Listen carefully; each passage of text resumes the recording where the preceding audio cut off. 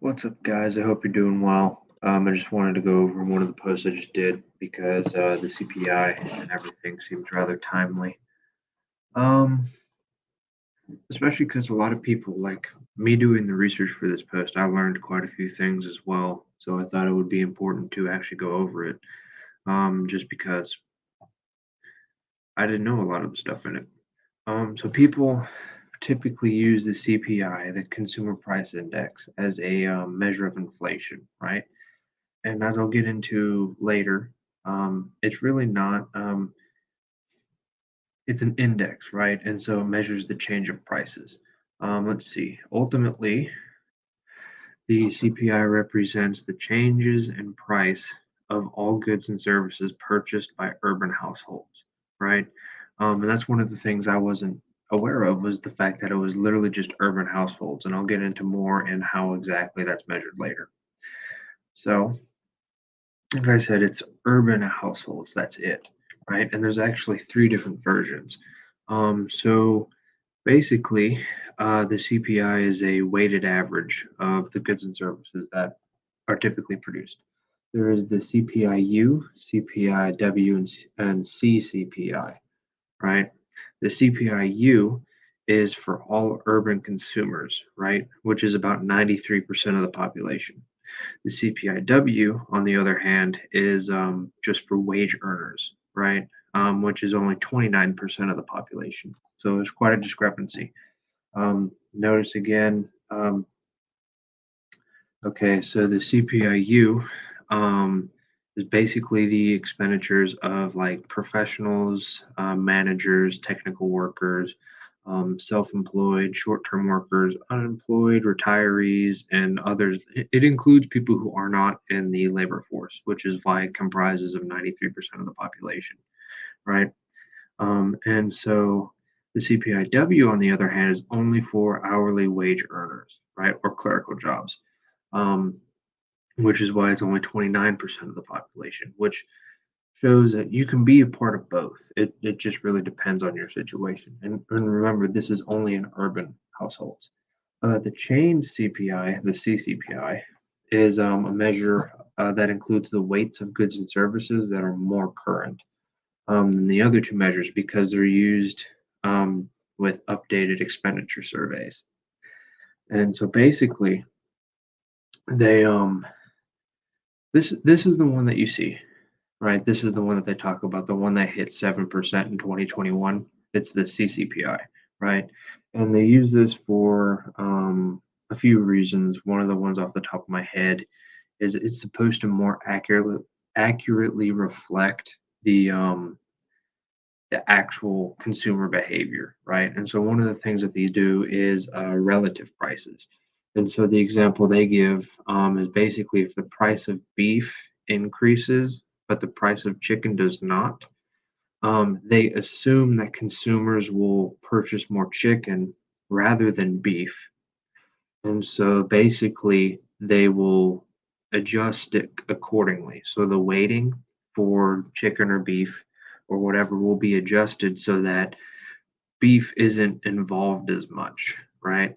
And chicken is not. And so that you can easily see this manifest in the CPI is normally lower than the other measures because it's supposed to it's basically used to and tailored to optimize in terms of our to minimize the actual printed number that shows up, right?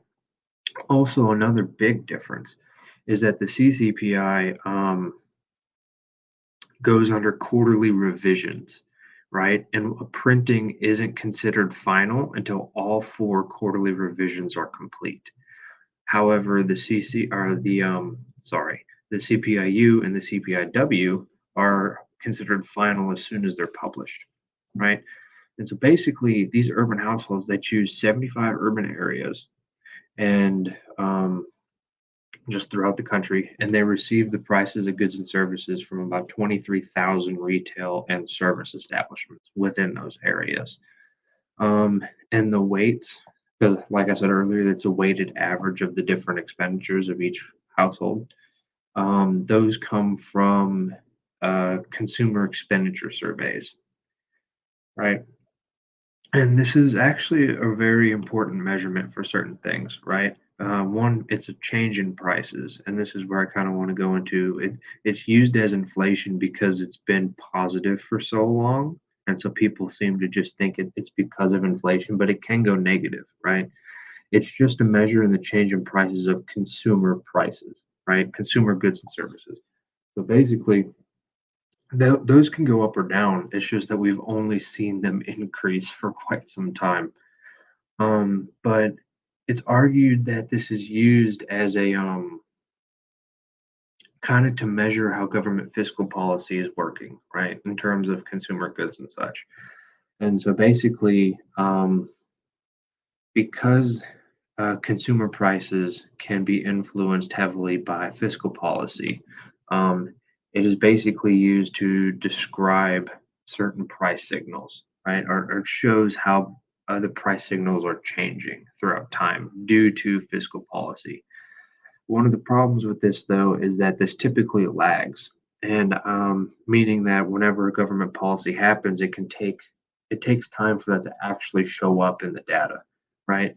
And I've seen people say it can lag anywhere from 6 to 18 months um, behind the actual policy itself. Also, pretty much this inflation is a real problem in any economy, especially when a government can just change the money supply at will for the most part. Um, and there's a lot of nuance that goes into what I just said, which will be topic for something else because technically the United States government doesn't directly influence the money supply. That the actual M2 money supply is made by banks, commercial banks and such through lending and a bunch of other stuff, but separate topic. But anyways, how inflation is used. The Social Security and income tax structure is both a part of, or they both use the CPI, right?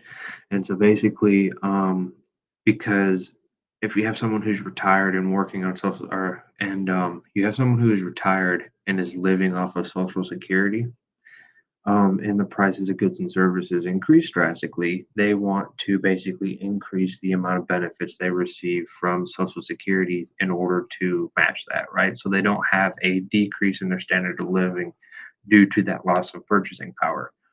Um, so, as I'll go into, or well, one thing to note by saying that is so the government basically has a very vested interest in having the CPI print as low as possible, right? So that they don't have to pay benefits so that they can decrease the debt dishonestly through inflation, right? They're basically taxing purchasing power instead of the nominal value of dollars that you have. Same idea with the income tax structure. It's the same. If the CPI is 7%, then the actual structure itself should move accordingly so that you don't have that decrease in purchasing power, right? So that you don't have to pay more taxes simply because the nominal value of the dollar has decreased. Um, so there's another vested interest. Also, to get out of the public sector, businesses and private firms also use the CPI, and they will tie that to rents, royalties, child support, whatever. Um, and like child support can be a government thing as well. Doesn't really matter. It's the concept.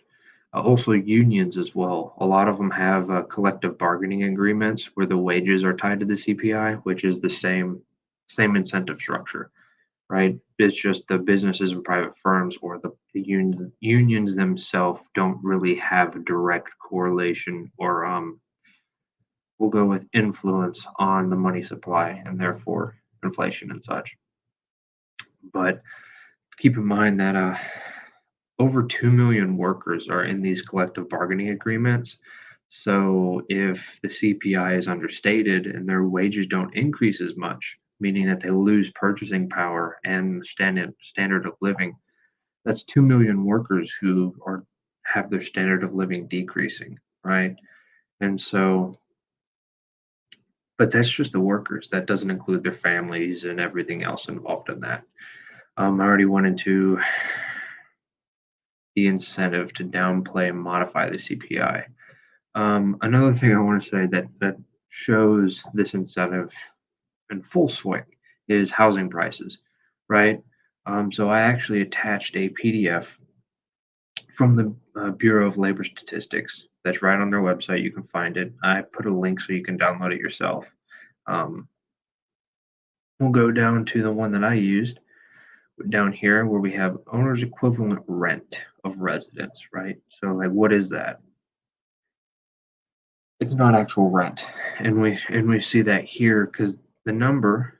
Let me get not get ahead of myself. As you can see, we go here. The increase was 3.8% for 2021.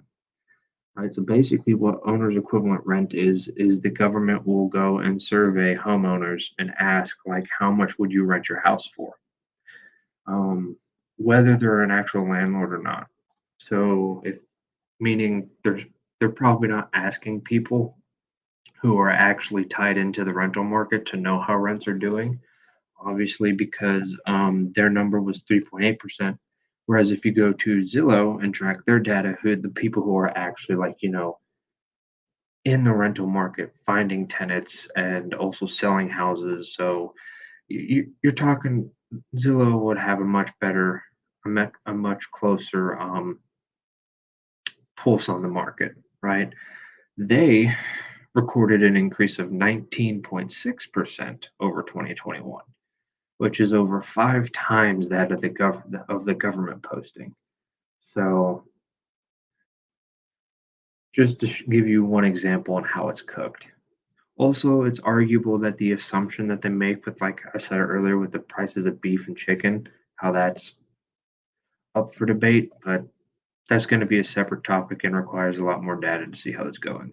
I also I linked a page to how inflation directly affects households and stuff like that. That I did I don't know, a few weeks ago. And it has a lot of like I have a graph here that you can kind of see where it shows the purchasing power of the dollar and everything else, and then more macro stuff if you want. So yeah, the CPI, what a lovely day, what a lovely index it brings, and everything else. So, anyways, that's all I got for this one. And wow, I even kept this one short, which is a first. Um, so yeah, see you guys in the next one. If you guys ever have any, like, want me to go more in depth into a specific topic or a specific like index or whatever, even if I haven't looked into it very much myself, I will. I would love to answer your question and make a whole post about it and everything else. That's the whole point of these is to provoke that discussion and everything else so that we can actually, figure this stuff out because they're definitely not going to teach us. So, anyways, I'll see you guys on the next video, and I hope you guys have a great day.